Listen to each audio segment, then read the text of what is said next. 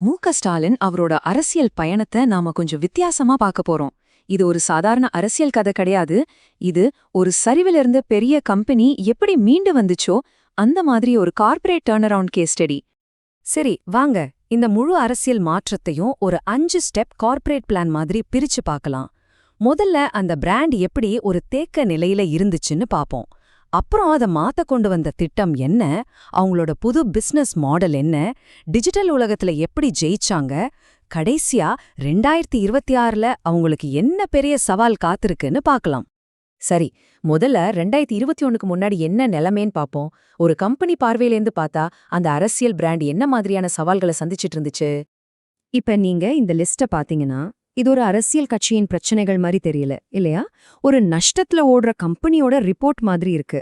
தொடர்ச்சியான தேர்தல் தோல்விங்கிறது, market share குறைஞ்ச மாதிரி, தலைமை மேல இருந்த விமர்சனங்கள், கம்பெனியோட சிஇஓ மேல நம்பிக்கை இல்லாத மாதிரி அப்படியே பொருந்தது பாருங்க.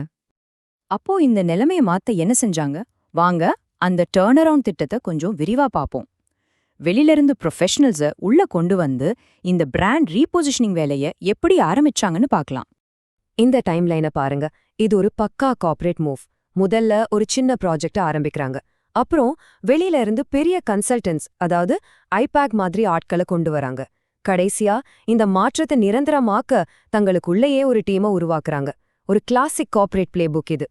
மாற்றம் உள்ளுக்குள்ள மட்டும் இல்ல, வெளியிலயும் தான். இங்க பாருங்க இந்த விஷுவல் ரீபிராண்டிங் எவ்ளோ பவர்ஃபுல்லா இருக்குன்னு. அந்த பாரம்பரிய தோற்றத்திலிருந்து இப்போ ஒரு மாடர்ன் ஸ்டைலான லுக். எதுக்கு? ஏன்னா மொத்த வாக்காளர்கள்ல 21% இளைஞர்கள் தான். அவங்கள டார்கெட் பண்ண ஒரு தெளிவான மூவ் இது. இந்த ஒரு மேற்கோளே போதும். அவரையும் அவர் பையனையும் பார்த்தா அண்ணன் தம்பினே நினைச்சுப்பாங்கன்னு அவரே சொல்றாரு. இதுக்கு சப்போர்ட்டா ஜிம்ல ஒர்க் அவுட் பண்ற வீடியோஸ் எல்லாம் வைரலாச்சு. இதெல்லாம் சும்மா நடக்கல. வயது தகுதின்னு வந்த விமர்சனங்களுக்கு பதிலடி கொடுக்கவும், ஒரு ஃபிட்டான எனர்ஜெட்டிக்கான லீடர் இமேஜை உருவாக்கவும் செஞ்ச ஒரு திட்டமிட்ட பிரச்சாரம். அப்போ இது வெறும் இமேஜ் மேக்ஓவர் தானான்னு கேட்டா நிச்சயமா இல்ல. இங்கதான் விஷயமே இருக்கு. இந்த ஒவ்வொரு மாற்றமும் பேசிஸ் டிரான்ஸ்ஃபர்மேஷனல் லீடர்ஷிப் மாடல்னு சொல்லப்படுற ஒரு புகழ்பெற்ற கார்ப்பரேட் தியோரியோட அப்படியே மேட்ச் ஆகுது. அதாவது ஜிம் வீடியோஸ்ல இருந்து கையெழுத்து கடிதம் எழுதுறது வரைக்கும் எல்லாமே ஒரு பெரிய திட்டத்தோட ஒரு பகுதி தான். சரி, இமேஜ் மாறியாச்சு. அடுத்து பிசினஸ் மாடலே மாறியிருக்கு. அவங்களோட பலமா நினைச்சிட்டு இருந்த ஒரு விஷயத்தை விட்டுட்டு டேட்டாவை அடிப்படையா வச்ச ஒரு புது திறமைக்கு எப்படி மாறினாங்கன்னு பார்க்கலாம் வாங்க. இது ரொம்ப முக்கியமான ஒரு பாயிண்ட். அந்த காலத்துல உணர்ச்சி பூர்வமான பேச்சுகள் தான் திமுகவோட பலம்னு ஒரு கருத்து இருந்துச்சு. ஆனா புது வியூக குழு என்ன கண்டுபிடிச்சாங்கன்னா, கட்சியின் உண்மையான பலம் அது இல்ல, அவங்களோட அந்த அடித்தள கட்டமைப்பு, அதாவது கேடர்ஸ், அப்புறம் நலத்திட்டங்களை சரியா கொண்டு போய் சேர்க்கிற திறன் தான் அவங்களோட கோர் காம்பிடன்ஸ்னு புரிஞ்சுக்கிட்டாங்க. இந்த புரிதல் கட்சியை எப்படி மாத்துச்சுன்னா, ஒரு மாஸ் மூவ்மெண்ட் பார்ட்டியா இருந்தத ஒரு பெர்மனன்ட் எலெக்ஷன் மெஷினா மாத்திட்டாங்க. அதாவது ஒவ்வொரு பூத் ஒர்க்கலுக்கும் ஒரு டார்கெட். அந்த டார்கெட் ட்ராக் செய்யப்படும், எல்லாமே டேட்டா அடிப்படையில தான். அப்போ இந்த புது எலெக்ஷன் மெஷினோட ப்ராடக்ட் என்ன? அதுதான் நலத்திட்டங்கள். உதாரணமா பெண்களுக்கு மாதாந்திர உரிமை தொகை, இலவச பஸ் பயணம் மாதிரியான திட்டங்கள் கிட்டத்தட்ட 1.86 கோடி மக்களுக்கு மேல நேரடியா போய் சேர்ந்திருக்கு. இங்கதான் அரசியல் ஒரு புது கட்டத்துக்கு போகுது. இந்த நலத்திட்டங்களை ஒரு சப்ஸ்கிரிப்ஷன் சர்வீஸ் மாதிரி பாக்குறாங்க. பயனாளிகள் எல்லாரும் கஸ்டமர் பேஸ் மாதிரி. அவங்க போடுற ஓட்டு தான் அந்த முதலீட்டுக்கு கிடைக்கிற ரிட்டர்ன். அதாவது அரசியல் விசுவாசங்கிறத தாண்டி இது ஒரு மாதிரி டிரான்சாக்ஷனல் உறவா மாறுது. சரி, பிசினஸ் மாடல் ரெடி, ப்ராடக்டும் ரெடி. இப்போ இத மார்க்கெட் பண்ணணும் இல்லையா? வாங்க இந்த புது கார்ப்பரேட் மிஷன் டிஜிட்டல் மார்க்கெட்டை எப்படி மொத்தமா கைப்பற்றுச்சுன்னு பாப்போம். 2019 எலெக்ஷனுக்கு முன்னாடி திமுகவோட ஐடி விங் ஒரு அதிர்ச்சிகரமான மூவ் பண்ணாங்க. யாருமே எதிர்பார்க்கல. ஃபேஸ்புக், யூடியூப் மாதிரியான பெரிய சோஷியல் மீடியா பிளாட்ஃபார்ம்ல அரசியல் விளம்பரங்கள் கொடுக்கற பிரைம் ஸ்பாட்ல 70%க்கும் மேல முன்கூட்டியே மொத்தமா புக் பண்ணிட்டாங்க.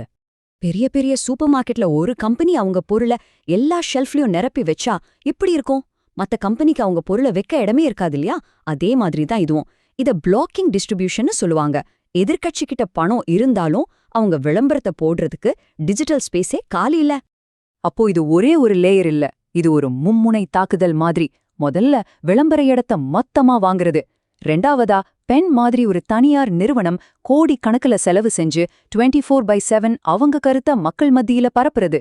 மூணாவதா ஒவ்வொரு வாக்குச்சாவடிக்கும் ஒரு டிஜிட்டல் ஏஜென்ட், அவங்க அந்தந்த ஏரியாவுல என்ன பேசுறாங்கன்னு பார்த்து அதுக்கேத்த மாதிரி செயல்படுவாங்க.